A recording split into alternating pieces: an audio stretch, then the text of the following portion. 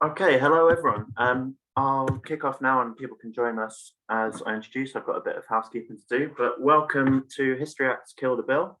I'm Stefan, one of the History Acts collective, usually in Sheffield, but chairing tonight from London.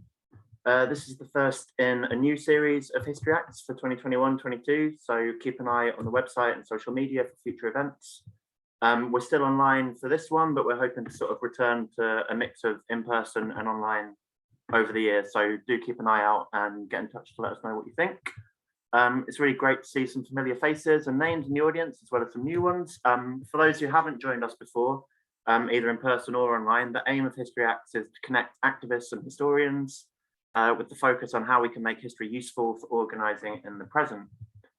Tonight, our discussion is going to be led by activists who've been involved in the recent and ongoing Kill the Bill mobilisations against the Tory government's police, crime, sentencing and courts bill, and also by academics with expertise in histories of policing, state violence and protest. I'm going to ask the panel to speak at the beginning for around 10 minutes each, and then open it up to group discussion. If you do want to contribute or ask a question, I'd ask you that you please write a private message to me in the chat box with just your name, and then I'll call people to speak in the order that I get them. I've told the panel to keep the time so that we have as much room for discussion as possible. Also, just a request to keep, other than request to speak, to keep the Zoom chat box relatively free so it doesn't become too busy and distracting. But if you do want to continue discussing it throughout the night, you can do so on social media using the hashtag HistoryActs. The last thing to say, just given the subject matter for the night, obviously just to remind everyone that this is a public forum and it is being recorded. So please do make sure that you're not saying anything that you wouldn't be happy to have quoted back to you or to be shared more widely. So with apologies for that lengthy introduction, I'm really excited to introduce our first speaker, making his second History Act appearance. Kevin Blowe is coordinator of Netpol, the Network for Police Monitoring. Netpol seeks to monitor public order, protest and street policing, which is excessive, discriminatory or threatened civil rights. They've also been doing some great work recently on the police bill, which I'm sure Kevin can tell us about. So go ahead, Kevin. Thank you. That's second appearance. That's quite an introduction. I will do my best to stick to 10 minutes for this. Clearly, it's a very big subject. I think maybe it would be useful just to very briefly start off and talk a little bit about Netpol and what Netpol is for those people here who don't know. It's an organisation that was set up in 2009 by a number of organisations who were then involved in providing legal support to campaigns. Both Emily and I were there right at the very beginning.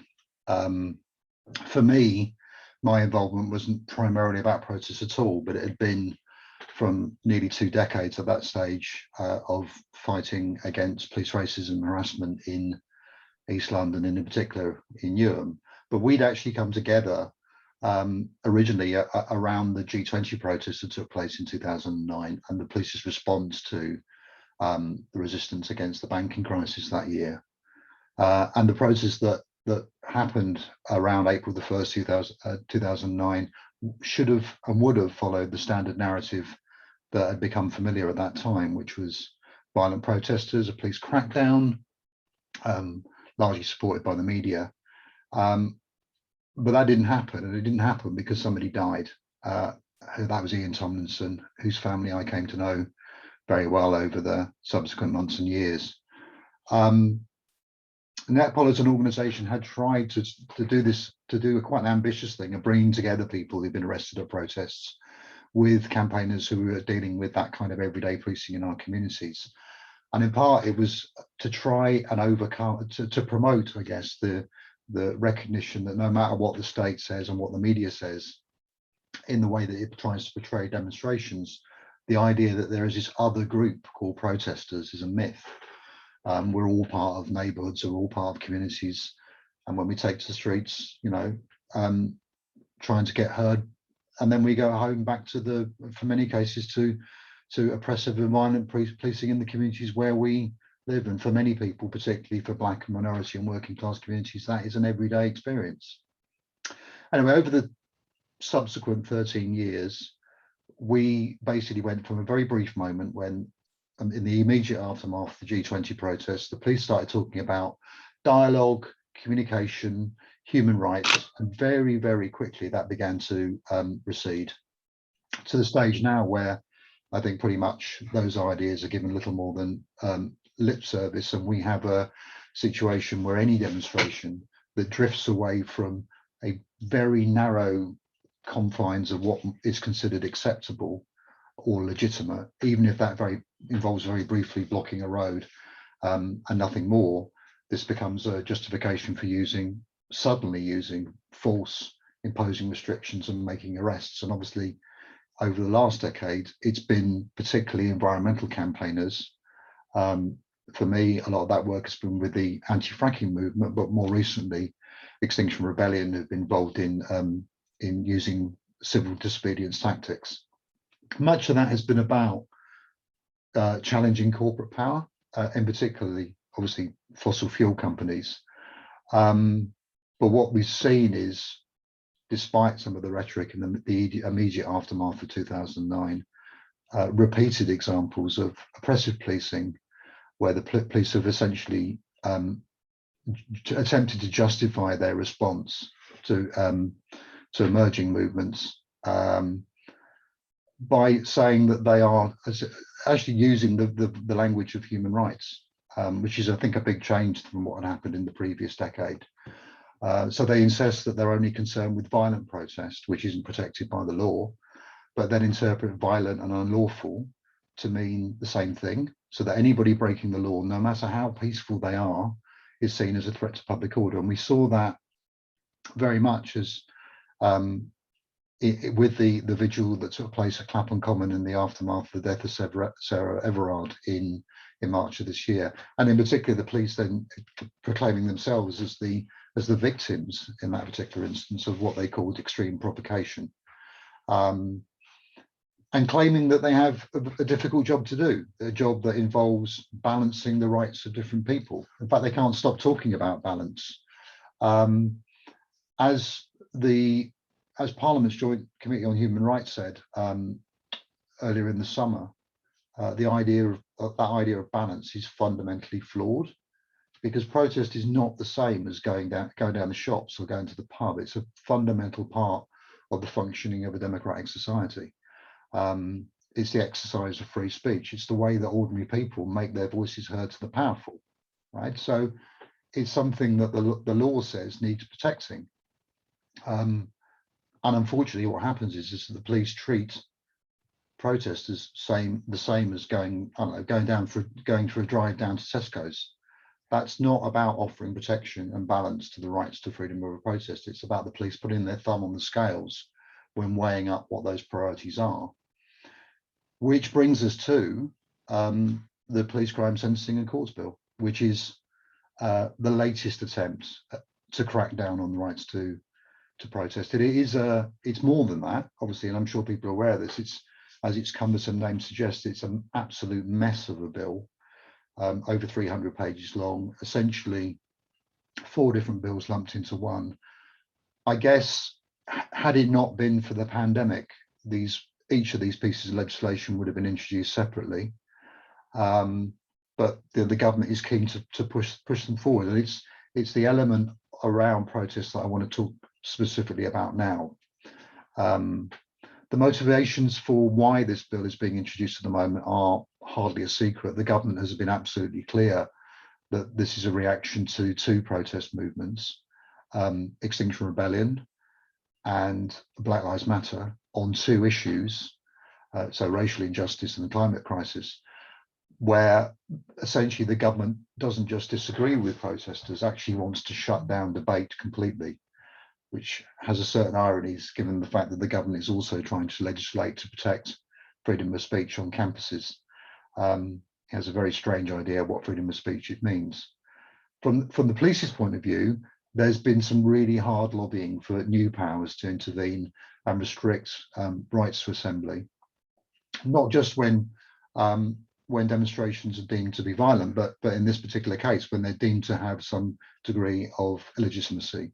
So what the bill says is, what the bill proposes to do is to make it easier for the police to impose restrictions on noisy protests. The noise is the kind of the lever for all this, where there's a risk that the noise may cause what the police call serious disruption. where it may cause serious unease, alarm, or distress, where senior officers decide that they need to impose conditions because not necessarily to prevent disorder or damage, but because of disruption or something which is called impact. The bill allows the Home Secretary the rights to make regulations to decide what these vaguely defined terms mean. And it says that protesters can no longer rely on saying they didn't know about restrictions, because the bill says that they ought to have known without in any way defining what that means. It creates new offence of intentionally or recklessly causing public nuisance, and that involves actions that result from the public or a section of the public suffering serious distress, serious inconvenience, serious annoyance, whatever the hell that means, and serious loss of amenity, which is absolutely about the impact on businesses. We've argued that what this bill is fundamentally about is giving businesses near to where protests are taking place the right to say, this is having a negative impact on our or inconveniencing our customers and clients, is making us feel uneasy, and therefore we want the police to intervene and impose limits on a protest, including how many numbers can take place and when a protest ends. And let's be absolutely clear, if these powers are passed, this is exactly what will happen. The police have always used, but when they've lobbied hard for powers, they've always made an effort to try and use them. If this bill is passed, and it seems as though it will make it more difficult to be able to protest outside of the corporate headquarters, or an embassy, or a store belonging to a company that mistreats its workers. Outside of the strictly equipped protections of an official picket, it will make it easier, for instance, to use an example that people here may understand, for university management to say that a union protest is causing serious annoyance or serious unease to students in order to pressure the police to impose restrictions on it. But I think it's important to add, because I'm running out of time, that it's not as though there haven't been numerous examples of the police intervening because companies or others have said that protesters are being intimidating or they're being disruptive. This is the latest in a long line of crackdowns on protests that have happened under numerous existing laws. It's also worth mentioning that this new bill will not ban all protests completely, as I've seen some people suggesting, but what it will do is it will make it more difficult to be able to protest effectively. It will make it more likely that people will face some arrest and prosecution, and it will mean there is a greater emphasis or impetus on the police to massively increase the levels of surveillance. Anyway, so where we are at the moment is the bill is currently passing through the House of Lords. If the Lords amend the bill, the government definitely has the powers to be able to overturn any changes, and our expectation is the bill will then become law at some point later on this year. And then the stage changes. The focus will then shift onto the decisions that the police make about how those powers are implemented. And I guess maybe I'll go on to talk about that later on. But I mean, I think there's one thing I really want to mention in terms of what happens next. There's been a sort of an explosion of energy around the bill, and there is work still going on to kind of maintain the momentum that's been there. But we are in for a long slog with what follows next, because essentially the police have made no case for why they need these powers, but they're going to go ahead and use them in a way that is going to become increasingly arbitrary, and is likely to mean that there's a need for legal challenges. One of the things that Netpol has been doing as a response to this, and particularly because there's no guidelines at all on how any of the police powers in relation to protests are used, is pushing for the adoption of a charter for freedom of assembly rights, and that's something which is I may go on to talk about a little later on if there are any questions. So I think probably I will leave it there and then allow any questions later on if people have them. Great, thanks so much, Kevin. That's such a great introduction to the bill and to what's at stake here. Our second speaker is Emily Apple. In 2007, Emily was a co-founder of FitWatch, campaign against police surveillance. And more recently, she's been an organizer with Kill the Bill Cornwall. So Emily, take it away. So I wanted to talk a bit today about our experiences with FitWatch and how you can have an impact on policing, because the state doesn't like you to think that you can have an impact. And that's where it gets its power from. And in connection to the police crime and sentencing bill, as Kevin was just saying, this bill is going to become law, and we're going to have to look at ways that we oppose it and ways that we make it unworkable.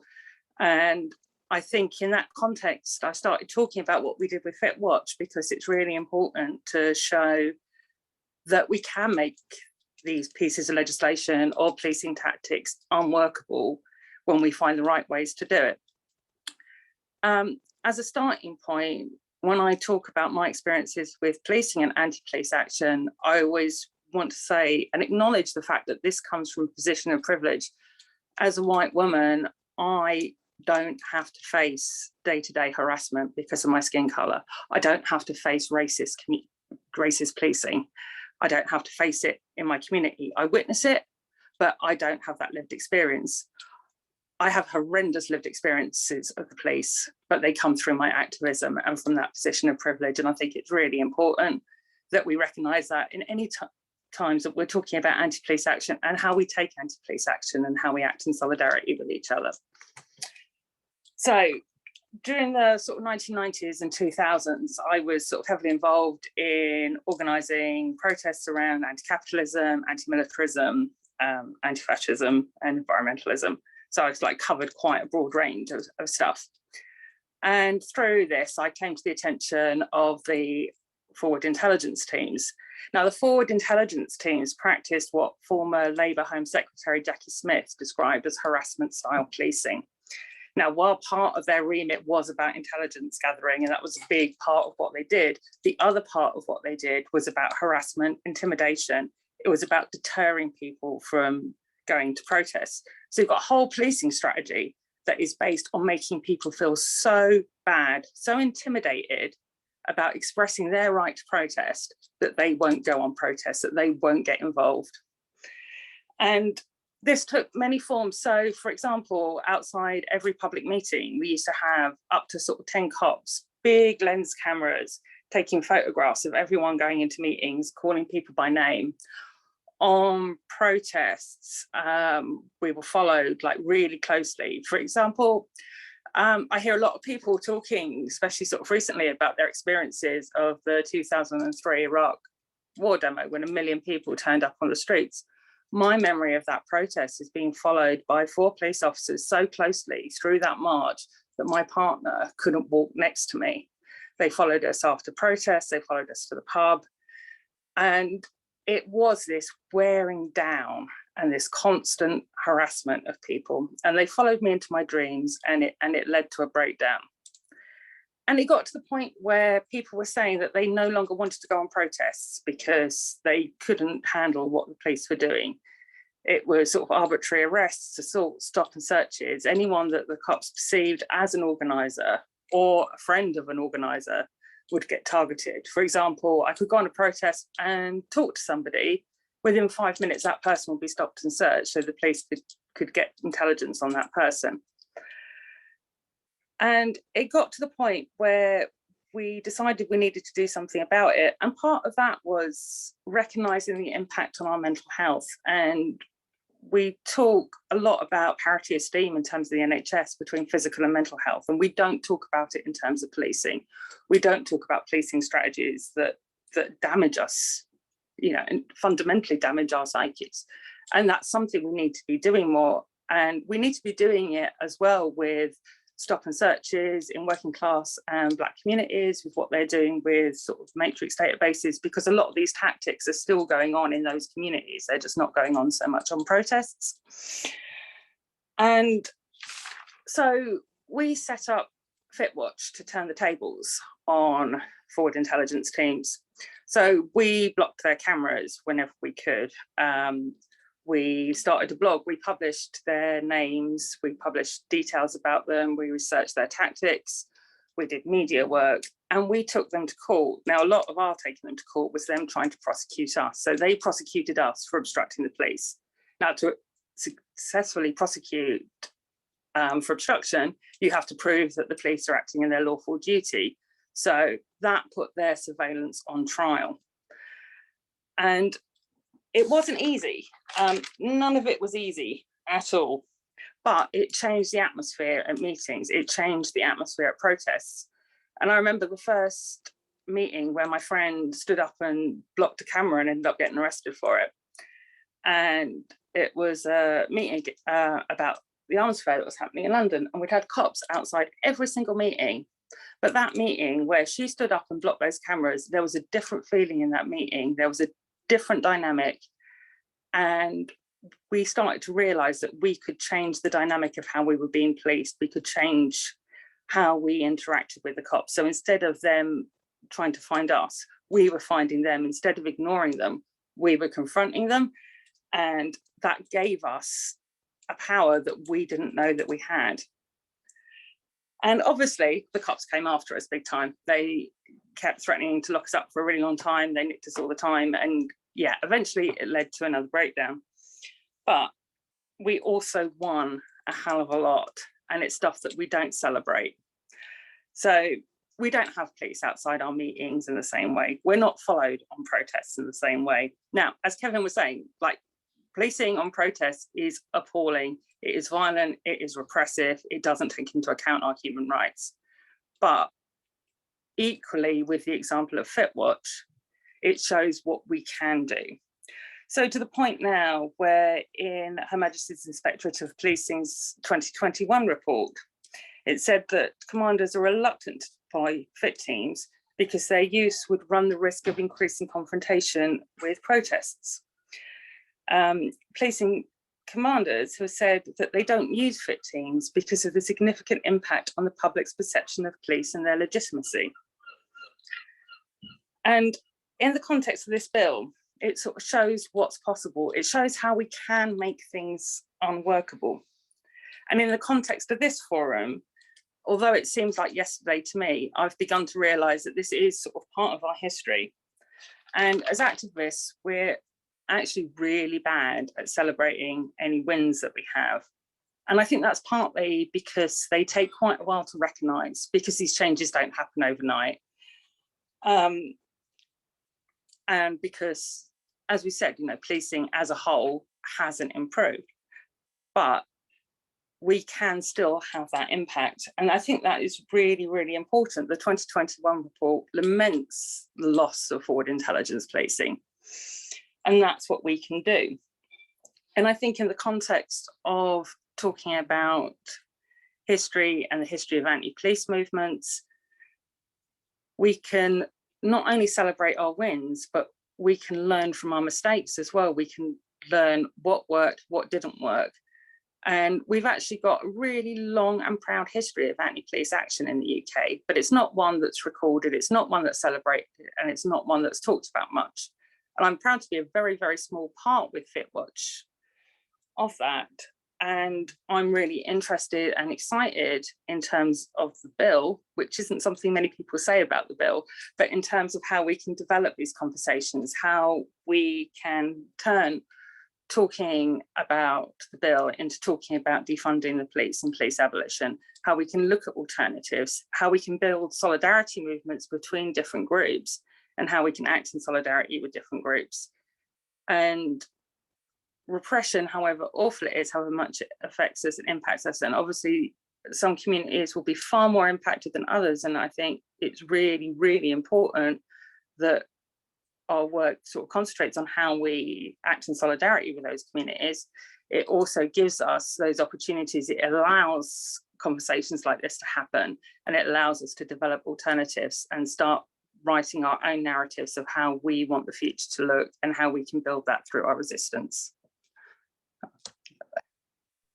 Great, thanks so much, Emily, that's brilliant. Our final speakers from the activist side of the panel before we move on to the historian side of the panel are Emma and Moss from Sheffield Against the Policing Bill, Sheffield Against the Policing Bill is a campaign group building solidarity to oppose the police bill in Sheffield and South Yorkshire.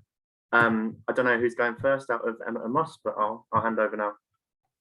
It's me. Thanks, Stefan, and everyone else who's spoken before me as well. Yeah, I'm really grateful that we have been asked to come and speak to you this evening.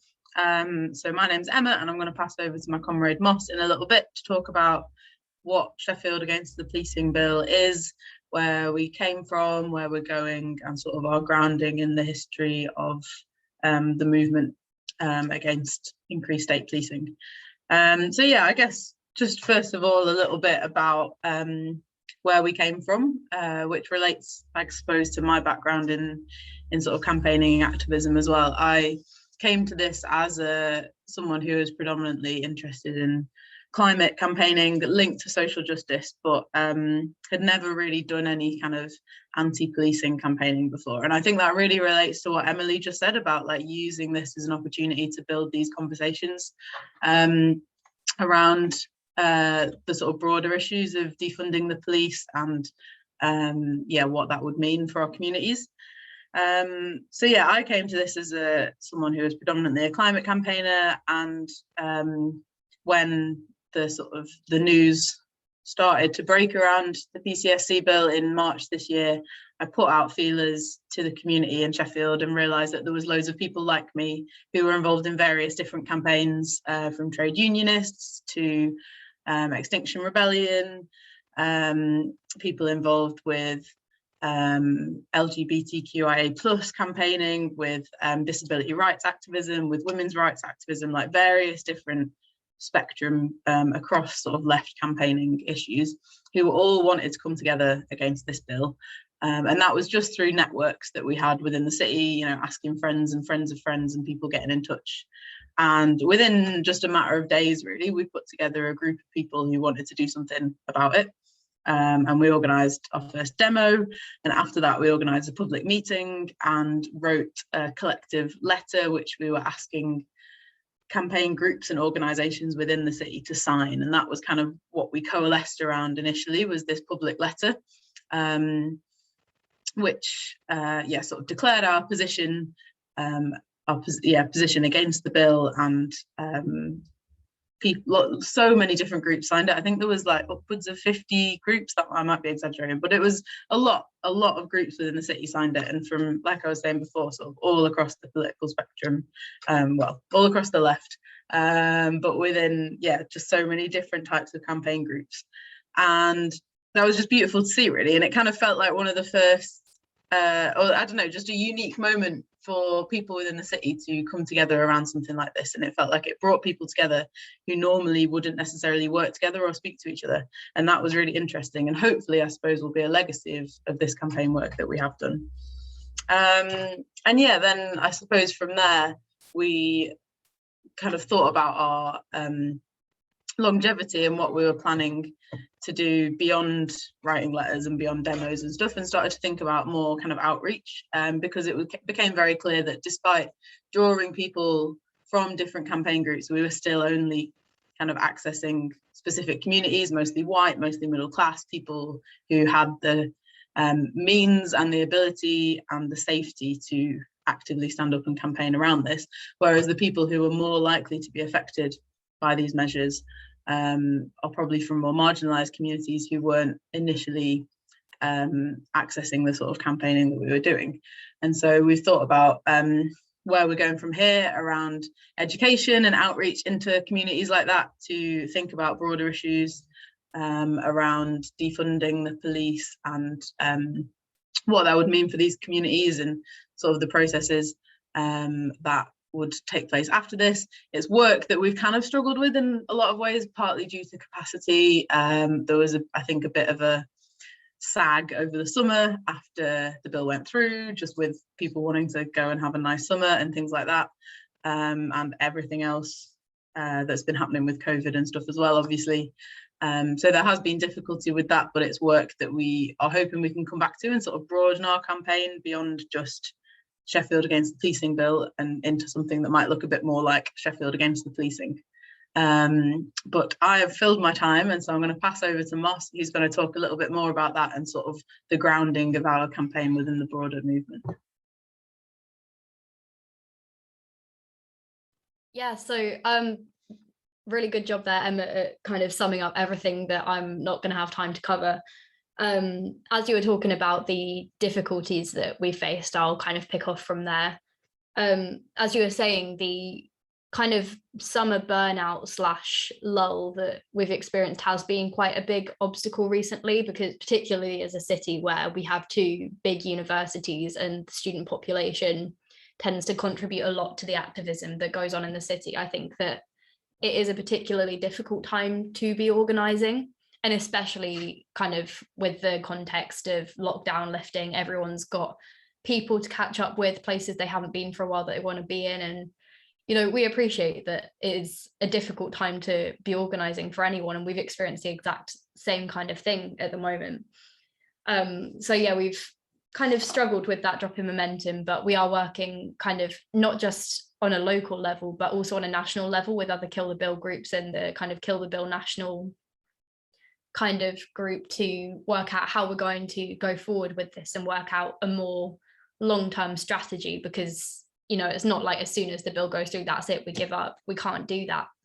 So we need to keep working on these different strategies, and that's part of what's coming next for us, hopefully. But our position as Sheffield against the policing bill is that it was never really going to be defeated in Westminster anyway. We've got a government with a Tory majority. It was never going to be the case that we'd just write to our MPs and then it would go away. And that's not something that, although we hoped for it, obviously, and we did try that, it's not something that we ever truly expected to work anyway, to be honest. And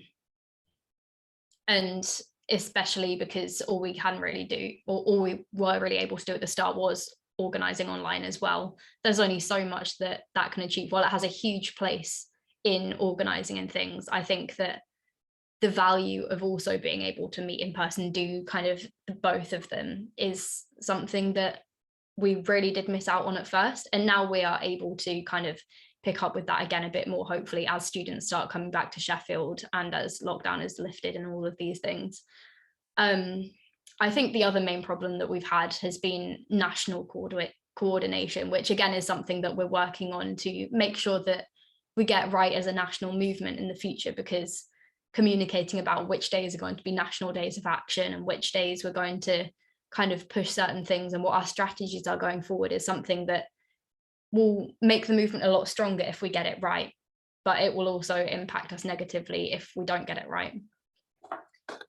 And the other thing that I wanted to talk about in the time that I've got left is the historical relevance of being in Sheffield as a city and organising against the policing bill, because, you know, it's a city with a really strong working class activist background from kind of back in the days of Chartism. Sheffield was really, really involved in the Chartist movement, and particularly in terms of having a real sense of unity and solidarity around that, because I think a lot of places in the UK, the Chartist movement wasn't pro the women's right to vote, but because Sheffield was also the place where the women's suffrage movement kind of kicked off, it meant that the two movements for women's suffrage and Chartism were kind of interlinked really strongly. And that is, it kind of come back again in terms of the solidarity we've seen across the city recently against the policing bill. This is the kind of thing that Sheffield has a really strong and really beautiful history of.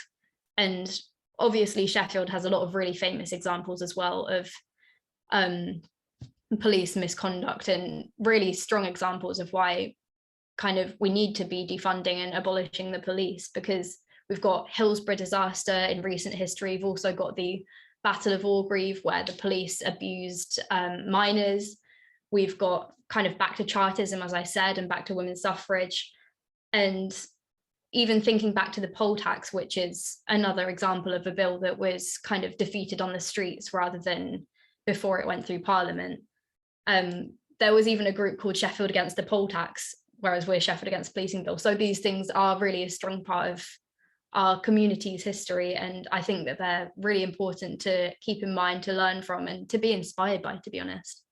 And that is all the time that I have, so I will leave it at that for now. Great, thanks so much, Emma and Moss, and excellent keeping to time by everyone so far. So yeah, it's been great to hear from activists against police bill from across the country. Now we're going to move on to the historical side of the panel. So first of all, I'm going to introduce James Trafford. James is Reader in Philosophy and Design at the University for the Creative Arts in Epsom, and he is recently the author of The Empire at Home, Internal Colonies and the End of Britain, which came out last year with Pluto Press. I'll hand over to James. Thanks so much, Stefan, and thanks to the other speakers. I didn't realize I was going first. That's fine. Well, I'm not really a historian either. I mean, I should say that. Like, but Stefan said that was fine, so I'm here anyway. So I think I'm gonna kind of riff a little bit on something that Kevin. I mean, Stefan also said don't prepare anything and just try and respond, but I've obviously like got some notes. But I'm going to riff on something that Kevin was kind of drawing attention to, which is the relationship between the crackdown on demonstration and protesters, and bringing that into conversation with everyday police harassment in communities. And that really brings together two kind of aspects of policing strategies from the outset. Of policing, which is a kind of strategy of militarization on the one hand and a strategy of community pacification or co-option on the other. So here I find counterinsurgency to be a really useful framework to be thinking about policing strategies and the way that policing has kind of developed in various ways through various strategies and logics across empire and colony, and kind of reverberating relationships across the way that policing sort of circulated. And the point of thinking about policing in this way, for me at least, is not to kind of to like perform a sort of genetic fallacy where you're drawing attention to the idea that like policing began with racist roots and therefore it is racist now. It's to examine strategies that were deeply embedded in the structure of policing and civil order from the beginning, and to use those to see how we can understand policing still as a kind of colonial counterinsurgency force, because it uses similar strategies and logics that have been long honed through colonial war and policing. And in particular, what I want to draw attention to is a kind of a very, very brief line where we end up with the bill, and the bits of the bill that I'm particularly interested in are the serious violence duty, which we haven't really spoken about yet, but which is where we can really see this other bit of counterinsurgency being put in place, where we get another expansion of the making pervasive of policing across society in this idea of kind of whole society policing. So not just paying attention to a kind of authoritarianism, but how police becomes more pervasive, how more agencies are brought into policing, how we conscript increasingly people across society into policing. And part of that process is doing exactly what Emily was talking about in terms of kind of intimidating people and bringing fear into groups of people prior to protests even taking place. So just to like very brief, the line here, so as you know, I'm sure far earlier than the creation of like the London Met, which is the kind of model that we always go to in terms of the so-called first police, the English have been creating law and procedure for policing across empire for centuries. All the way back to the 17th century Barbados slave codes. So famously, these codes separated laws for black slaves and white servants. Slaves in the codes were seen as incapable of being brought under British law. And there's a kind of ever-present threat of insurgency or slave insurgency, the slaves potentially freeing themselves, required this system where all white people were conscripted to uphold the authority of possession of slaves, so possession of black people, whether they owned slaves or not. So what happened was we moved from this context in which white indentured servants, so particularly the Irish, often worked alongside black African slaves, to a point where those servants were kind of deputized to capture runaway slaves to work as part of an emerging police force. So patrols were set up to enforce the slave codes. Surveillance was put in place, coercion, entering kind of plantations and searching quarters and things like that. So inflicting punishment on suspected runaway slaves. And also there was a kind of a duty upon white people to stop a slave off plantation and ask them if they had a pass. A pass would be given to them by their master if they were allowed to be off plantation. And you can quite easily see how that like stop and search has a kind of a deep history in some of these things. But what I want to draw attention to here is this maneuver, right? So there's a maneuver in which we have a sort of pacification and control through the distribution of responsibility for policing across a poorer white population. And that makes control of enslaved Black people not just a problem for the plantocracy, so for the masters, but it embeds it into this emerging social order. And also in the same moment breaks down the potential collaboration between white servants and slaves to revolt against plantocracy. We saw this strategy repeated time and time again across empire. So we saw this, for example, in the mid-20th century struggles to maintain colonies against uprising and the Malayan and Kenyan emergencies, as they're sort of euphemistically called. And these things become test cases that really consolidated what's now known as counterinsurgency. So the fundamental aim here is political. It's about population control, it incentivizes collaboration, and it supports that collaboration with this kind of network of intelligence collection points with cordons, with frequent stop and search, with detainment and use of things like pseudo gangs. So most recently, well, not most recently, more recently, I apologize.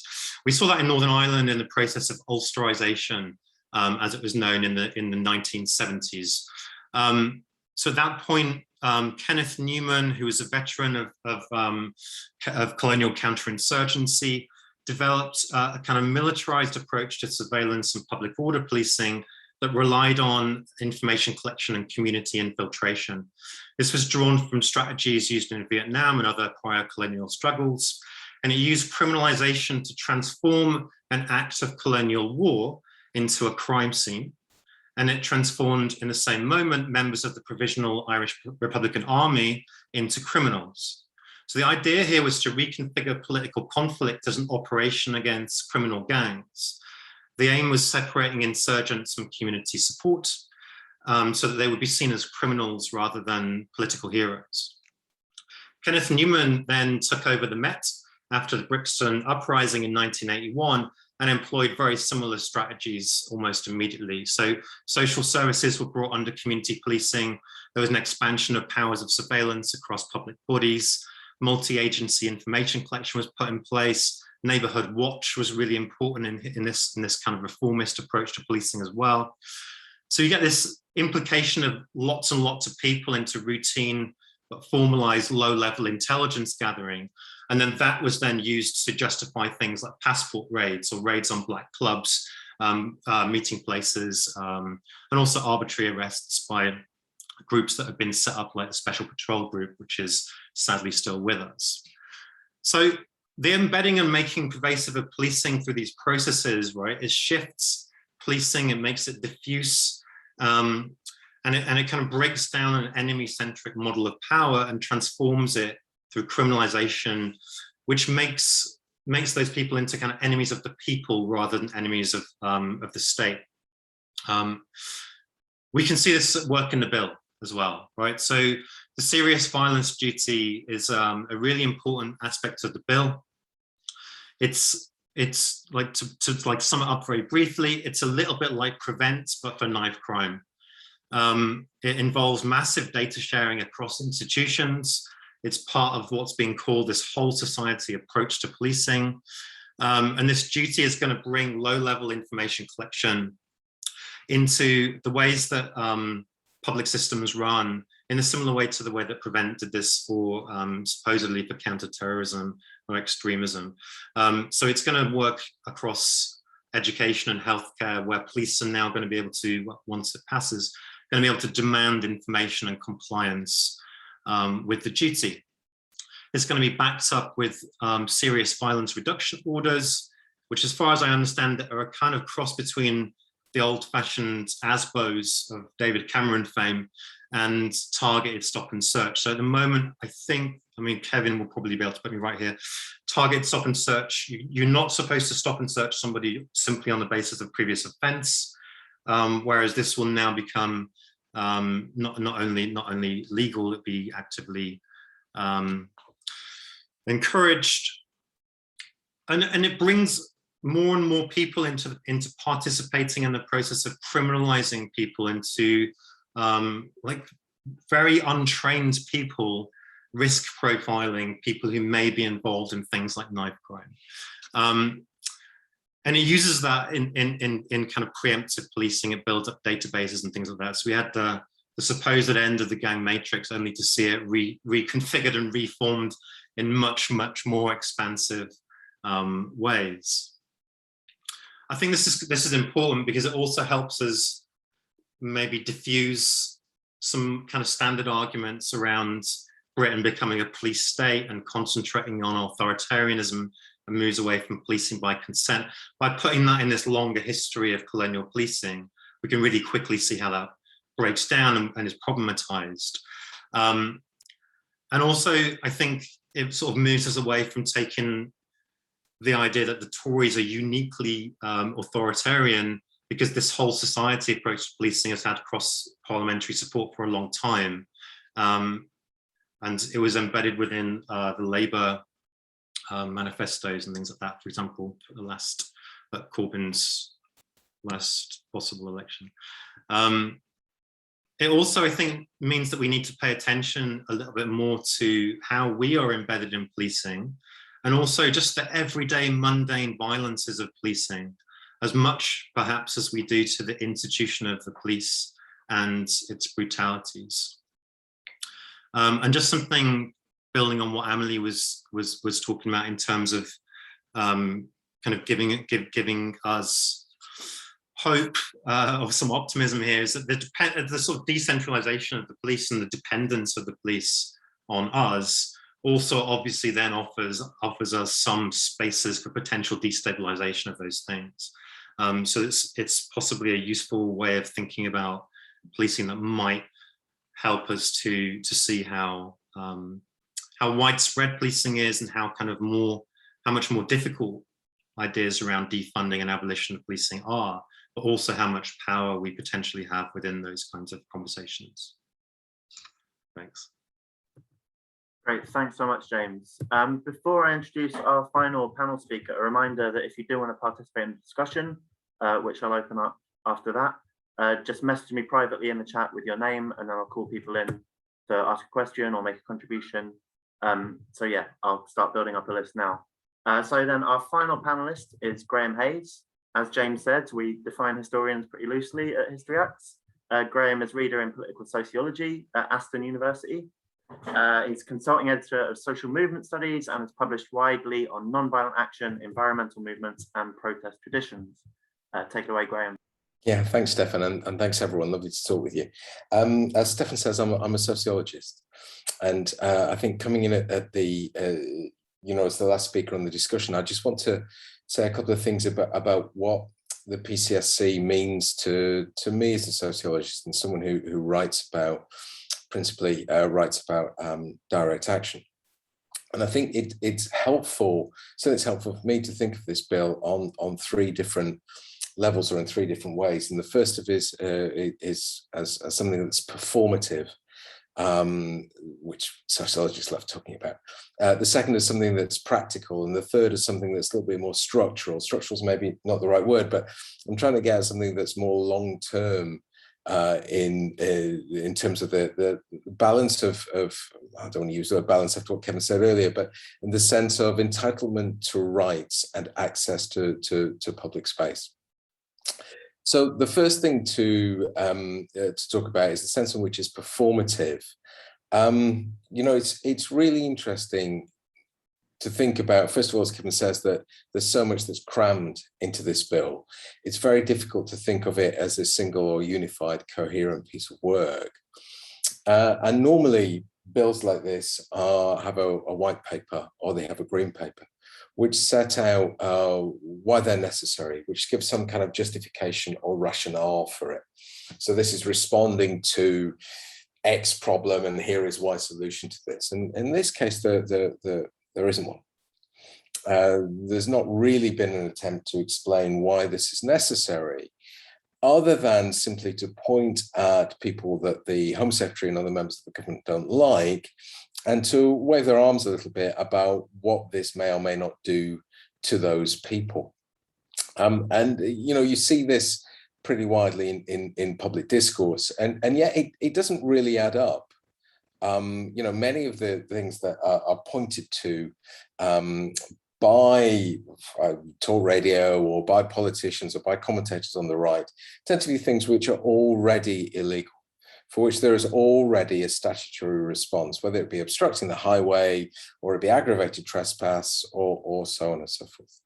So it seems to me that there's a performance here, and that's linked to inequality, everyday bordering, and to stigma. It seems to me that in a time of very heightened inequality, that stigma has been used as the main mechanism for justifying a whole series of public policies. Over the last 10 to 15 years, I think we're wrong simply to talk about this in terms of austerity, and we need to pick back and talk about this as the history of neoliberalism over the last 40 to 50 years, that inequality depends on the ability to separate the deserving from the undeserving, the good from the bad. And that public policy is based on the manufacture of stigma. Imogen Tyler, in her work on austerity, talks about austerity as a stigma machine. It does seem to me that in order to justify its own actions, this bill is deliberately seeking to identify populations who are somehow not entitled to movement through public space. And that goes for protesters, that goes for travellers, and that goes for many of the other communities who are identified in this bill. And that's a bordering which is both internal and external. One of the things about free speech, or one of the things about this apparent contradiction between the government's actions on free speech on campuses and this, is that free speech is being reserved only for the powerful. And in fact, one of the things that this is tending towards is the protection of speech rights for those in positions of power, those who are majority populations, and the removal of speech rights for those who are excluded from positions of power or in minority positions. So I think that's what this does on a first level. It points to communities who do not have access to or through public space. And in a sense, what this is trying to do is to reinforce those who are excluded. I think the second thing is that in some ways it is practical, clearly. And I've been trying to think through this in terms of the Insulate Britain protests, which have happened over the last few days, and to think this through in terms of Section 59, which is the introduction of a statutory crime of public nuisance, which takes something which already exists, which is through common law, and legislates on it. So it's rather than working on precedents, it's there and it's been enacted by Parliament rather than made through judge-made law. And many people had called for that, and lawyers had called for that. Many people across the political spectrum had called for that as a kind of form of rational, coherent lawmaking, and so on. And again, what's really interesting about this is the use of serious, and the way that serious harm is being used to create a deliberate ambiguity, a deliberate uncertainty, which gives increased powers both operationally to the police and increased powers to the Home Secretary herself.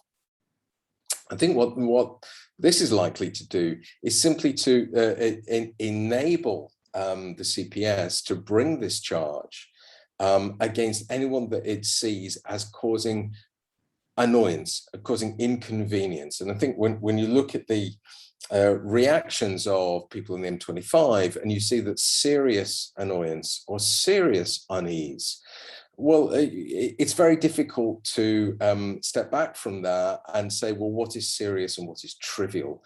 Clearly serious people are very exercised, they're very annoyed. They can't get to where they're going. but this is, in the wider scheme of things, a very trivial delay to their mobility. They're not losing their mobility rights in any serious or structural way. However, we can see, I think, that this kind of law will be used as a way of charging protesters, not with disruption of the highway, obstruction of the highway, not under the Highways Act, for which there is a maximum penalty of, I think it's £1,000, but now threatening them with 10 years prison. And therefore, the third or more structural issue here is, I think, to do with freedom of expression itself, and is to do specifically with the Human Rights Act. On the first page of the draft bill, there is a note from Robert Jenrick saying that, in his opinion, the PCSC bill is compatible with the UK's commitments as enshrined in the Human Rights Act, which translates the European Convention of Human Rights, and particularly Articles 10 and 11 on freedom of expression and freedom of assembly, into domestic law.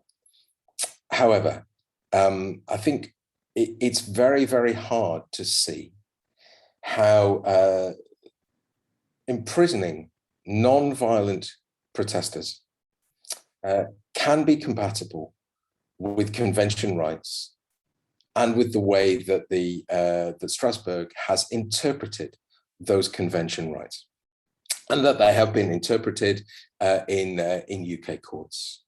My feeling is that this is simply the first step in a larger battle, which is to do with the Human Rights Act, and that creating a deliberate inconsistency between something which is enacted on by Parliament and something which is enshrined in the European Convention will give the government a justification to move against the Human Rights Act, because it's already been the will of Parliament. So it seems to me that this is a first step in a structural battle that this government is not the first step historically, but the first step in terms of this government, in terms of a structural battle against the Human Rights Act, and more widely against freedom of expression and freedom of assembly. So I'll leave it there. Thanks very much, Stefan. Great, thanks so much, Graham. Yeah, a really great contributions from all the speakers. So now I'm going to open it up for the second half of the meeting to group discussion. So a reminder that if you do want to speak, just send me your name and I'll call you in as and when I get names. Do try and keep your questions and contributions to the point, so that everyone gets a chance to speak. I think we've got some comrades in the audience who've been organising in different parts of the country, so it'd be great to hear from as many people as possible. If you're comfortable, do please say your name and where you're coming from, and turn your camera on if possible. And then the panelists who've spoken already, just feel free to jump in and respond as and when. So the first person I'm going to bring in is Sarah Wise. Thanks, Stefan. Really enjoyed the historians and the activists, and just sitting here scribbling down lots of notes, making me think about my own specialism is the 19th century, and I've recently been writing and thinking about the Metropolitan Police, massive series of scandals which culminated in a parliamentary royal commission which reported in 1908, which led to the sacking of 13 Metropolitan Police officers. The three thrusts against them were completely unprovoked attacks upon working men just as they walked along the street, just for fun. Completely unprovoked arrests for women going about their everyday shopping on the grounds that they were soliciting for prostitution when they weren't. And thirdly, a web of corruption, of taking backhanders from publicans and from pimps and prostitutes. What interested me is how that furore came about was structurally in the following way. Magistrates in London couldn't always be expected to toe the line and say what the elite might want them to say. They were slightly freewheeling. And so several magistrates began to dismiss out of hand cases that the police brought against women who had been arrested for prostitution. And they even went so far as to call the police in the magistrates' court liars. Reporters from the national newspapers are sitting in the front bench hearing this and putting it into their newspaper reports. And the editors of the national newspapers are saying, well, there's a story here, and they editorialize it. Questions then get asked in the House of Commons about this, and it leads to this landmark royal commission. So one of the things that listening to Kevin and Emily and everybody is, it brings home to me yet again, where is our commentariat in standing up and really making a fuss about this bill? I don't want to bore you, but I grew up, you know, with a press that generally, you know, you did often hear the other side of the argument. So that really worries me. Where are our commentators standing up and making a massive fuss about all of these terrible acts that are now passing through? We should, in the 1970s and even the 80s, you would have people screaming and shouting about this on television, you know, really well informed. So the commentariat have gone completely missing on this. What on earth can we do about it? So that's the kind of thing that I really, and then secondly, Kevin mentions that it's likely this bill will go through, and then cases are going to go through the courts, which is something that you know, really it interests me as well, you know, from a Victorian Edwardian point of view. So it just seems to me that what seems to have been lost since 1908 is elements of the judiciary, elements of parliament across parties, who will stand up and make a case about the working class man who should not be beaten up by a Metropolitan Police officer for doing nothing, you know, the woman who should be allowed to go shopping. So where are our shock jocks making those cases? And so that's kind of what interested me about what I've just heard. Great, thanks, Sarah. I've got no one else waiting to speak so far, so if anyone wants to come back on either of those points, where are our commentators, and also maybe to comment on what this is going to look like when it starts going through the courts. I think Emily's got her hand up, but just jump in. I was just going to come back on the media point, because with my other hat on, I'm the senior editor at the Canary, so I work in sort of alternative radical media, and I know certainly we've been totally screwed over by Facebook and social media algorithms from having the impact that we could have. And I don't think we should be looking for other people to have our voices. I think we should be providing our own voices and our own commentary. And in this day and age, we need to be looking at ways that we can get those messages out. We need to be changing the narrative. So, for example, we've got however many people charged with riot at the moment from the Bristol Kill the Bill protests. We need to be changing the narrative of that night. You know, and that is the work the media should be doing. The media, the mainstream media, is currently parroting what the judge is saying from the people who have pleaded guilty, saying that protesters dehumanise the police. No one is talking about the fact that the police dehumanise protesters and that the police dehumanise people on a daily basis. And so I think it's down to all of us to create that narrative. It's down to us to promote those alternatives that are out there and find ways of getting those voices out and have our own voices and our own power and start taking back that power in that way and really sort of sharing that and changing that narrative. Yeah, I think Kevin and then Moss both wanted to come in, so go ahead, Kevin. Yeah, I mean, I agree with that.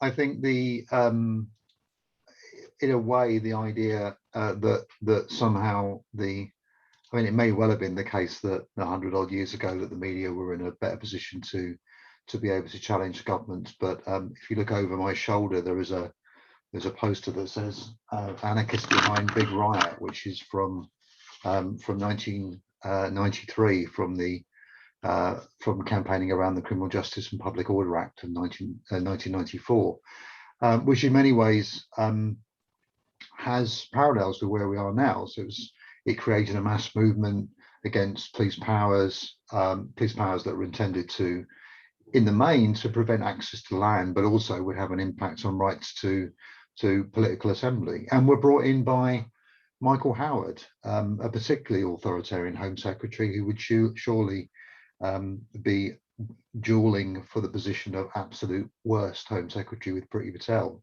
if such a thing was possible. But I also think also it was a government that actually was quite weak. I mean, one of the things that is worth kind of acknowledging is that this government, I mean, in part because of their lack of clarity about what to do about Brexit, but also just because of their utter inability to be able to seemingly function properly in the response to the coronavirus pandemic, have adopted a strategy of going out and trying to find enemies and conducting a culture war as a way of being able to distract from that. And that was very much what that government at the tail end of John Major's role as Prime Minister were in.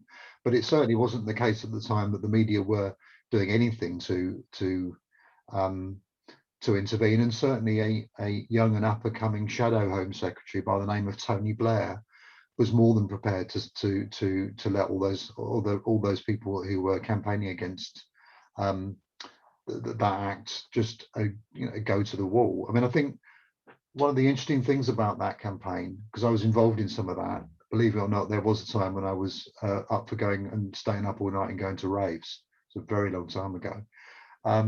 Was that it was utterly disorganized at times. It was quite often difficult to strategize. It's all the things that people have talked from Sheffield have talked about, some of the challenges that they face. But the crucial thing about that entire movement is that people were right.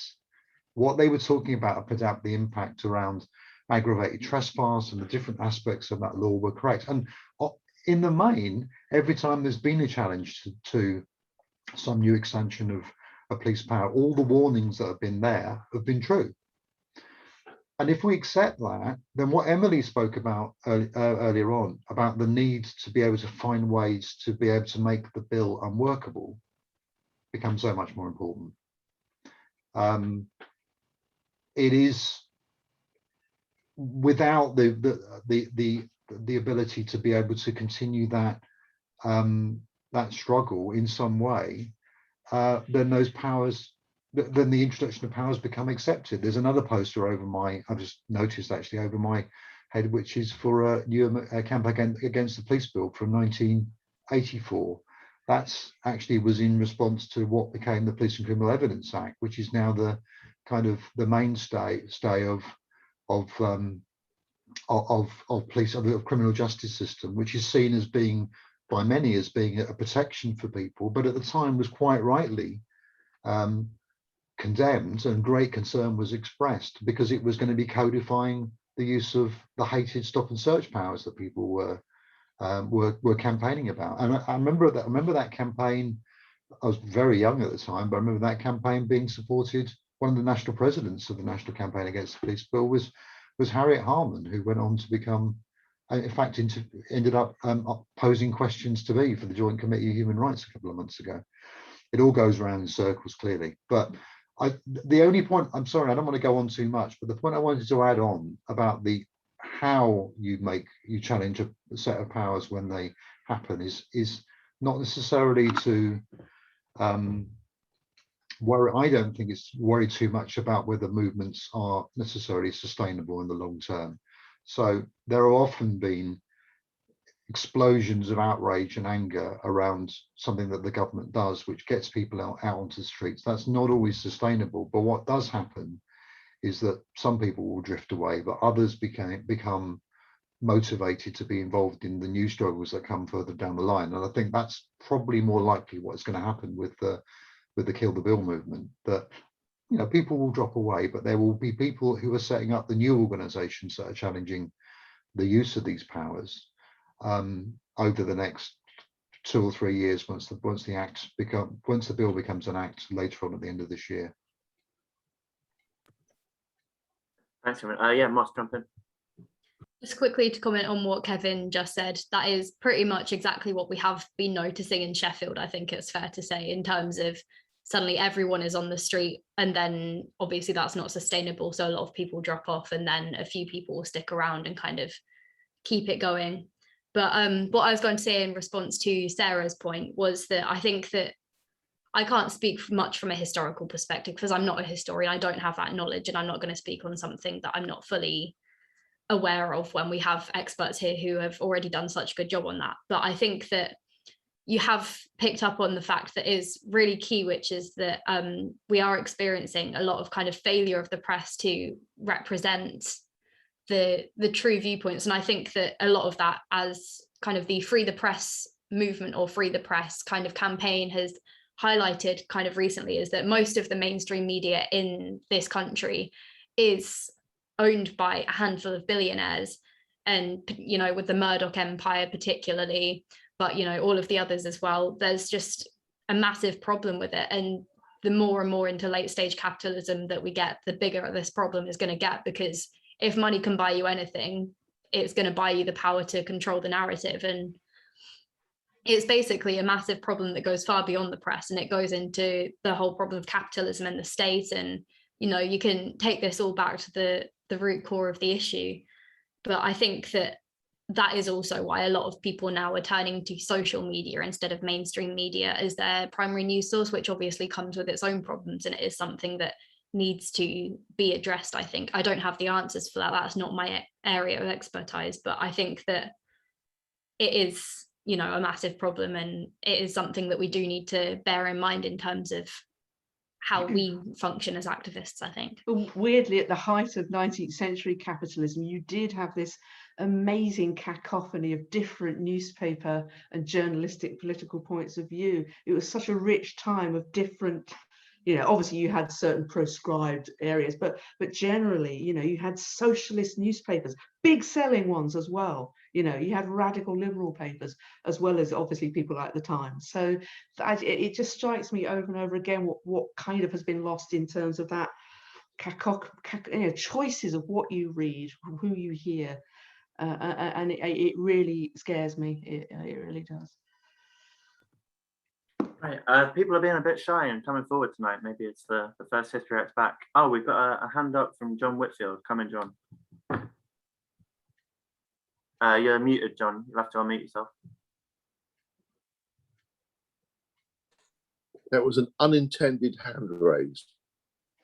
Sorry. Oh no. Okay. If you want to come in while you're there, that's great. But yeah, we've got no one else waiting to speak at the moment. So if not, the temptation is awful, but the responsibility is greater.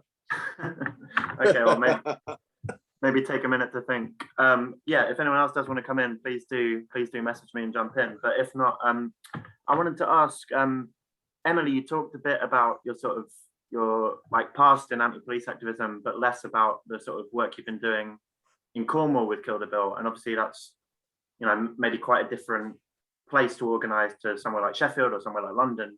So I was wondering if you could talk a little bit about how that's worked and maybe some messages for Sheffield to yeah, definitely. I mean, so in some ways, the G7 was a bit of a gift to the Kill the Bill movement in Cornwall, because for the first time, I think, I mean, I've lived down here for 16, 17 years, and it was just the beginnings of the first times that I've really felt that sort of more radical people have got together in Cornwall and sort of had a voice. So that kind of framework of working in the G7 coalition actually did really give us a gift with the bill. But in Cornwall, the response has been incredible. Our first demo, we had, I think, around 300 people on our first demo, the first one in lockdown. And I've been able to give speeches in Cornwall at demos about abolition, about the problem being the police, about the problem not just being the bill. And I never thought that would be possible in Cornwall. And I think it's a real sign of how both the Kill the Bill movement and the narrative on policing is shifting, and the impact that we can have on that. I mean, now we've had the same problems as Sheffield in terms of burnout over the summer, especially sort of post G7, because all of us who are involved in Kill the Bill Cornwall were also involved in Resist G7. So we've had a lot of burnout, myself included. I had to take a month off after that. And we're doing the same thing again now. So we're organising a educational event in about a month's time. And again, we want to talk about the bill, but we want to talk about abolition. We've also got an abolition reading group going on in Cornwall now that's meeting tonight, that missing. And we've also formed a Cornwall ABC to do sort of prisoner solidarity. And so really through sort of Kill the Bill, we're beginning to sort of draw it into a much wider context, looking at the context of policing in Cornwall and what we can do about that as well. And there's been a real feeling from the people involved about expanding it from the bill that's been really positive. And just to be able to have those kind of radical demos in Cornwall that are anti-police and that are so explicitly anti-police, like up until we started organising, most people who organised protests in Cornwall would engage with the police, they'd ask permission. And at the start of every one of our demos, I gave out the 5 basic know your rights messages that Green and Black Cross give out. And it's really been part of, again, building these alternative narratives somewhere where those narratives didn't seem to exist before. And moving forward, I think it is what Kevin was saying about there's lots of people who will turn out to the demos, but not so many people will turn out for organising and sort of building things. But the fact that we got that response from that demo, and the fact that there are, I am working with a group of people where I live who want to work on these things in Cornwall is massive. And I think that's probably where the difference is in Cornwall in terms of sort of other areas, is that this isn't something that I've experienced in Cornwall before, and it's really lovely to have it. And I am sort of excited about where we can take that and what we can build that into, and looking beyond the bill and looking into those conversations and what we can do about them, and making that, and that being what's sustained from it, and that being sort of the legacy of what's come out of that explosion on the streets as well. Yeah, go on. Do you want to come in, Kevin?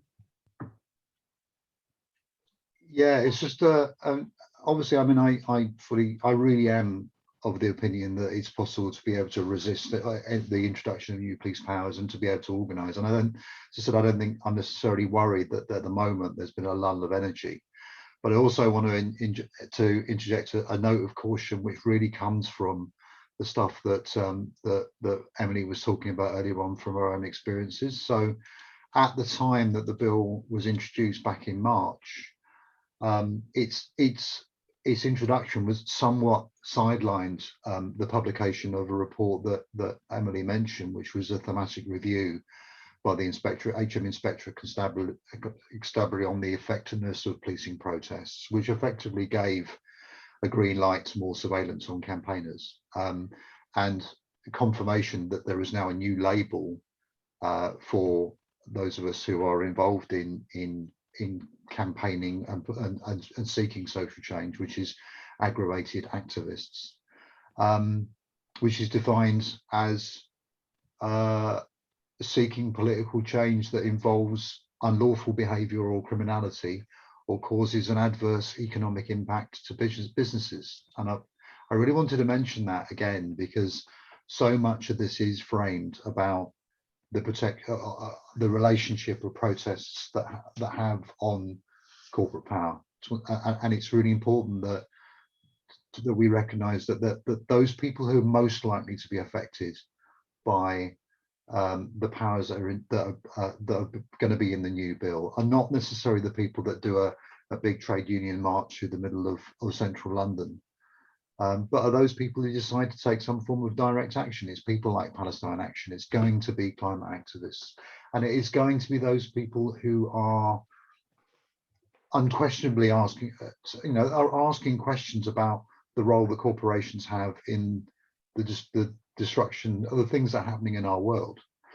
And it's not going to be the case that the police institutions are not going to fight back against that.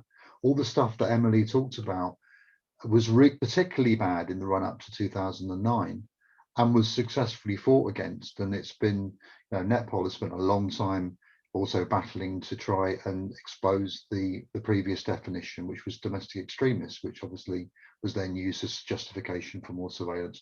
We can see that coming down the line again. And so one of the elements that we have to be prepared for is making sure that people are aware that this is the role of the state, particularly of the police, in gathering intelligence, not simply to find out what people do, but to actively disrupt their campaigns. There is a process of education and learning that needs to happen with the movements that we work with to make sure that people are prepared for that. Because otherwise, you know, as we've said, there's an ongoing public inquiry about the infiltration of protest movements, which is seemingly dragging on forever. There is no the suggestion that this isn't happening now would be naive to assume.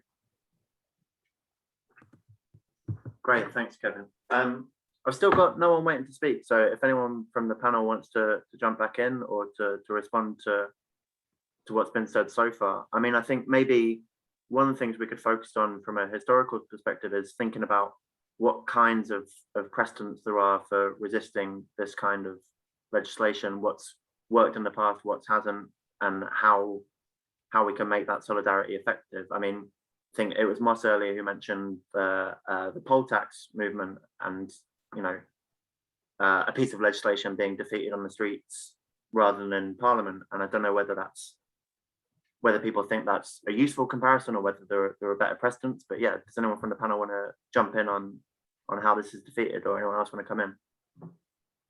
Yeah, do just jump in, Kevin. Oh, sorry, you're muted.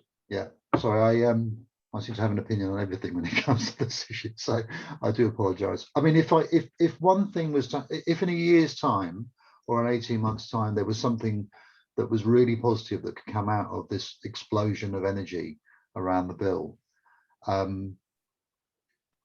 I would want to see, it would be more groups doing local work around monitoring what the police are doing in their communities, right? So, you know, Emily's touched upon the development of activities that are going on in Cornwall, but there's a cop watch group now in Bristol. It would be brilliant if there were police monitoring groups all over the place, frankly, because, and this ties in part to what was talked about earlier about the different elements of this piece of legislation. That it's not just about protest. That there is, you know, we're going to be a real focus on essentially criminalising black and working class communities in particular around the issues of knife crime. That the kind of things that have happened in London around the Matrix gangs database are going to be replicated elsewhere, and just that in general, the police are likely to be out on the streets exercising their powers in ways that we can't even imagine yet. We continually get requests for support that we just simply don't have the capacity to be able to deal with. What there needs to be is people on the ground who take the next step from the campaigning around one piece of legislation to say, we are going to be there to provide the practical support for communities in the long term. And that partly comes from the background of my own experience. I mean, I was involved in a group in Newham for 20 years, which I have to say, at times put the fear of God into the police. I mean, it doesn't mean that they weren't terrible, but they were definitely aware that they were going to be under scrutiny as a result, and not the kind of bullshit scrutiny you get from the sort of official bodies that get created essentially just to give the impression that there's some sort of oversight there, but from genuine, independent, organised police monitoring. And that would be, if nothing else, if we can get that to happen in major cities around the country, that would be amazing if that happened. Can I ask Kevin something? The small organisation that a completely isolated little organisation in the late 19th, early 20th century that got this Royal Commission set up. One of the things that it wanted was the democratisation of the Metropolitan Police. So to take it away from Home Office control, the idea being that all organisations that had any impact on working class life should be democratically elected by, well, the working class as well as the middle class. Kevin, what is your view on that idea that if only we have our police and crime commissioners, do you think that if we had a properly sort of healthily democratically elected police commissioners, and or is that just total? I'm only saying what this campaigner said back in 1908, that he thought that would sort out a lot out if police chiefs were totally answerable at the ballot box. Well, the short answer is no. I mean, policing has changed dramatically, both in terms of its size and its sophistication since that period. And I mean, I would argue that, although there are many common themes. Yeah, I there have are. to say, as well as what you say, there are continuities as well, big ones. But also, policing as an institution in this country has become a political force in its own right, and wields considerable amounts of influence and power. As I said, one of the reasons why this bill that we've been talking about came about is not out of the brain of Priti Patel or Robert Buckland. It came from an intense set of lobbying from senior officers who basically sold the idea to the Home Secretary that this would fulfill a way of dealing with a series of movements that she has a particular antagonism towards, but was powers that they really wanted, right? So there is a separate debate about what we mean by the type of policing that we want. There has been in the States, there's been a discussion, I think in particular in Minnesota, about essentially abolishing the police completely and creating a Department of Public Safety. I think the worry, I mean, it looks as though that's going to be detonated by the courts, and it's not going to go ahead. But I think one of the problems with simply changing the name of something is it doesn't necessarily change the nature of what that institution is. I take the view that policing is broadly the violent arm of the state imposing its will on communities. I don't think it's reformable, and I think that given the very 30 years now of doing this stuff that I do, that there's so much ample evidence that all the reforms that have been suggested are not going to work. We do need something else, but I think we also need to, when people talk about abolition, we need to start thinking as activists and movements and and academics and whatever about what we mean by public safety. Right? We need to have our own definition of what it is that we want, because that way we can start to use the challenge. And I don't think the simple answer of simply having democratically elected people in control, because I mean, you mentioned police and crime commissioners. I've had lots of dealings with them, particularly in relation to trying to get support or recognition for the mistreatment of anti-fracking campaigners, and they very quickly go native. They see their role primarily as trying to get more money in for their local force, and very little of it is ever about the rights of people, particularly the human rights of people in relation to policing operations and the way that they're conducted. In fact, they've gone out the way to, both Labour and Conservative have gone out the way to try and avoid those debates. That isn't the answer for me. It's got to, the answer is going to be more complicated than that.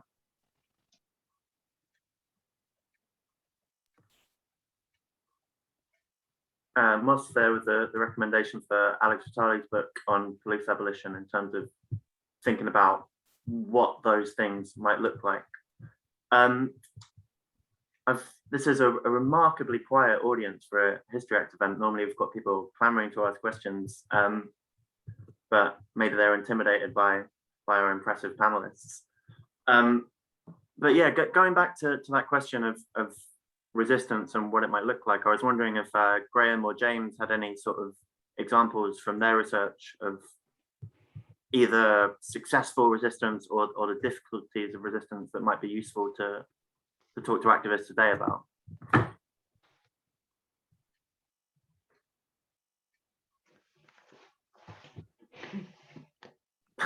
Or maybe not. Graham, do you want to? Yeah, it's I'm just trying to think about different resistances. I think a lot of the recent resistances have actually been through the courts, and that tends to be a double-edged sword. because I'm just trying to think about, recent excessive charging, such as public nuisance against anti-fracking campaigners and the charges against the Stansted 15, which look like when these, I think, manifest miscarriages of justice were overturned by the Court of Appeal. It looked like the Court of Appeal was finding with activists, but I don't think it really was.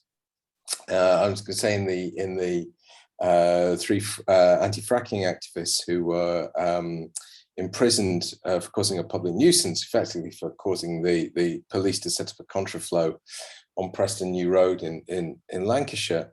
The Court of Appeal overturned the convictions because the 2 of the 3 activists had shown what the Court of Appeal considered to be genuine remorse, which seems to me to open up more problems, I think, for thinking about what kind of protections the courts might cause than it solves. And I think even when we look at the Stansted 15 overturning of their convictions for this terrorist-related charge, there's a real problem here in the sense that the court was saying that humanitarian interventions cannot be a justifiable ground for taking direct action if the underlying motivation is in some way political. And that underlying motivation, I would always argue, is going to be in some way political. And yet the Court of Appeal still held back from saying anything at all about the intervention of the Attorney General to bring this charge against these 15 non-violent activists who stopped a deportation plane from taking off from Stansted back in 2017 by chaining themselves via tubes around the wheel and behind the wing. So, and I think also when you think about a recent interest in decision in Ziegler, the idea that you can obstruct the highway and that can, under certain circumstances, be a lawful excuse for obstructing the highway. Still, it was the High Court which refused to accept that, overturned the judgment in the original ruling, and it was the Supreme Court which had to intervene in that case. So I'm not sure, just thinking about the things that I typically look at, that the courts are really going to provide protections to activists when the Crown Prosecution Service brings charges which are themselves excessive. That's probably not the kind of positive answer that you were looking for, I guess. No, but that's really useful. And I mean, also thinking about the courts, we've also got, people being prosecuted, as was mentioned, from the protests earlier this year. Mm. And as has been said, I think some of the focus of what Kill the Bill movements have to be doing now is thinking about how to support people who are going to be prosecuted by this and communities that are going to be prosecuted about this. Does anyone want to come in? I mean, I think Emily is on mute. Go on. I was just going to comment. I was just going to say a bit more about in relation to the Bristol defendants who've been charged with riot. Again, this is a massive example of overcharging. The evidence against most people in no way comes to the threshold of riot. Again, it needs the Attorney General's consent. And again, it is this massive attempt to crush a movement. And it's one of the reasons why defendant solidarity and prisoner solidarity is so important, is that we need to show that these attempts to crush us and to intimidate us aren't working. And we need to make sure that the people who are targeted are supported. And I think that's one of the really, really important pieces of work that we need to be doing moving forward.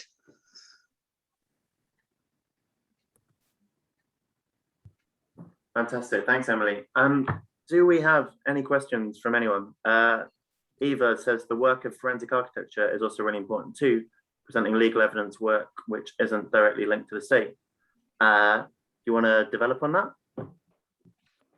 Or does anyone want to come in on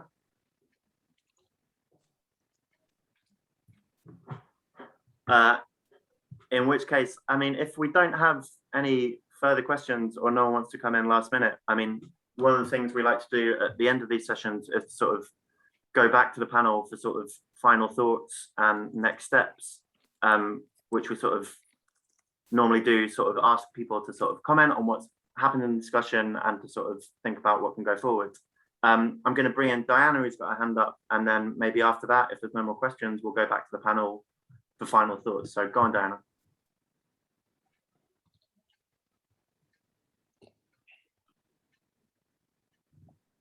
If you're trying to talk, Diana, you're on mute. Yeah, thank you to everybody who's spoken on the panel. It's been very interesting, but I'm very sorry that you don't have loads of people asking questions as well. It's 22 participants. I would have thought there would have been lots of questions. I was just reading the chat and I see somebody's commenting about the Great Reset and the kind of overall thing that's going on in the background. And I wondered what the panel's thoughts are on that. Because, I mean, I don't know if I'm making myself very clear. I'm not even sure I'm clear myself, really. I think working in the way that you are against things like this bill that's being discussed are really important. But I mean, what do you think of? Do you think there is this much bigger global picture, this agenda? Do you think that functioning in this kind of way where we're fighting for our, looking back to history, to Chartist movements and so on, is that redundant now? Are we past that? Are we going into an age of sci-fi cyborg, control in a way that we've never known it before? So I just wondered what panel's thoughts were. If that makes sense. Does anyone want to come in on that? I'm happy to give it a go.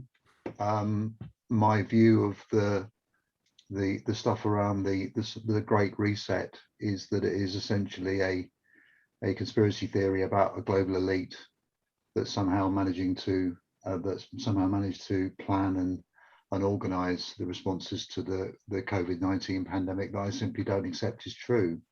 I think the responses in by and large have been woefully underplanned more than anything else. I mean, certainly it is the case that the governments will use the opportunities that arise to be able to expand their data, their gathering of data, and particularly some of the imperatives around the introduction of COVID passports are really worrying because they have the impact that they will have. But by and large, much of this government's response has been about enriching its supporters through its response to the pandemic rather than some grander conspiracy.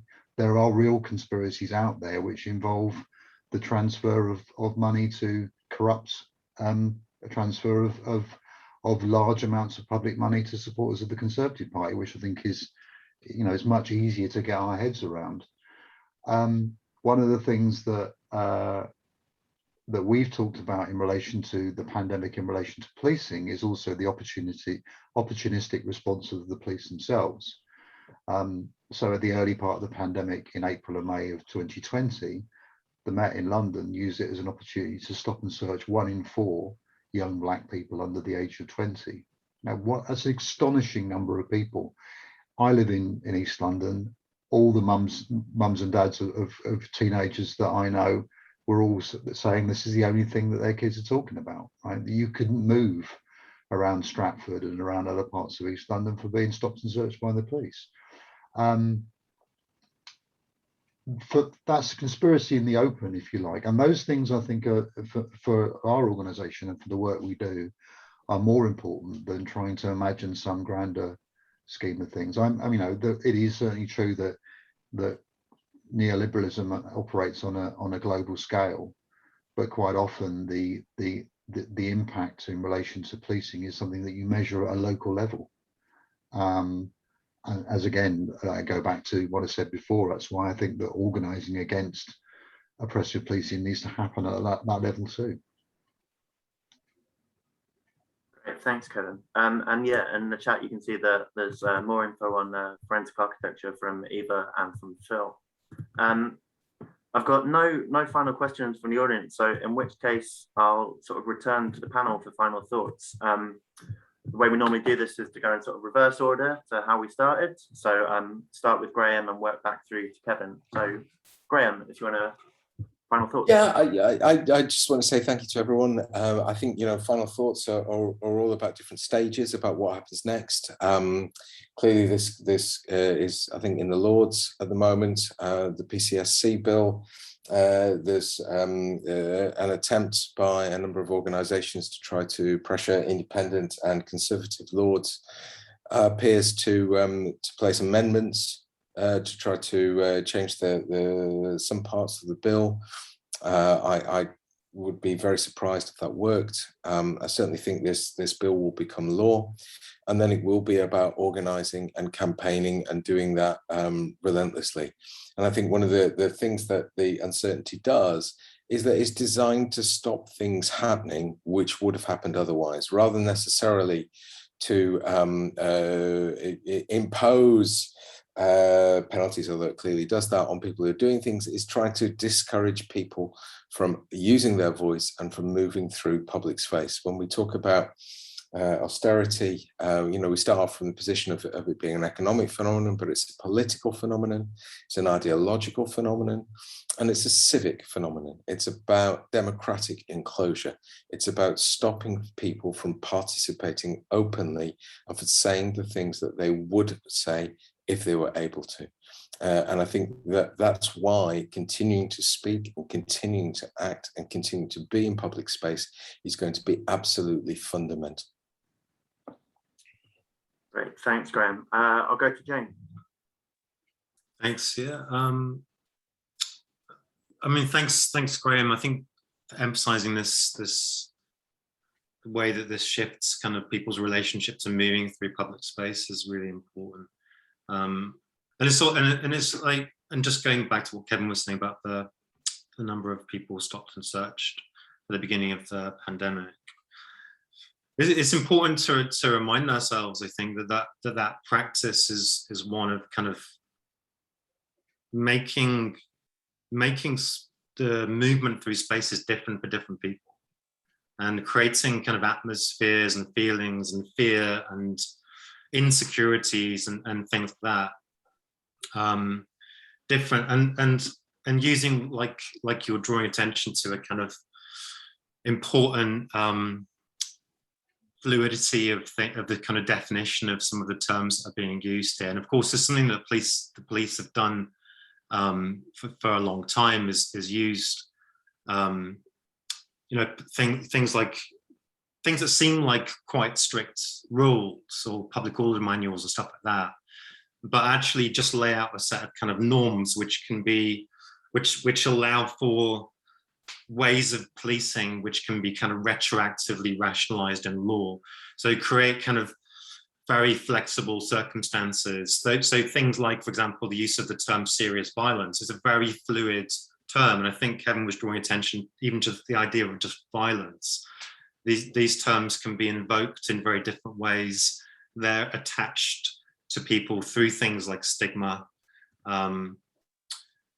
And they're used to kind of categorize and justify beyond things that even necessarily require legal backup, like you say. So I think one reason why this is a kind of a duty that doesn't necessarily require kind of like legal conscription into it is that it relies in the same way that prevent and in the same way that like we are effectively border guards in our universities through tier 4 reporting, tier 4 or 5. It relies on a kind of on like a program of kind of fear and knowing that there will possibly be a ramification with our jobs and things like that. It kind of co-opts us in ways that are quite insidious. And you know, we've seen that with Prevent. It's like the co-opting of things like Muslim youth groups and things like that, where you know huge amounts of funding has been taken out of youth programs, and then some funding is made possible, made accessible, as long as you're part of these systems where you'll effectively report on people and criminalize and be engaged in the process of kind of criminalizing your own communities. I really was struck by what Kevin was saying about thinking about what we mean by safety. I think so important. So thinking about what the police don't make us safe, then police don't make us secure. And we need to think about what can and what does and what might do that. And I think partly it's a matter of doing big things that show that police aren't invincible. So I think this is why things like riots and claiming spaces are really important.